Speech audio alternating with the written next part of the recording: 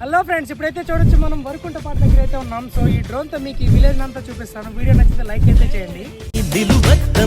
ఎప్పుడైనా నువ్వు ఎవ్వరు అని అడిగేనా ఆ చిత్రమే గమనిస్తున్నా కొత్తగా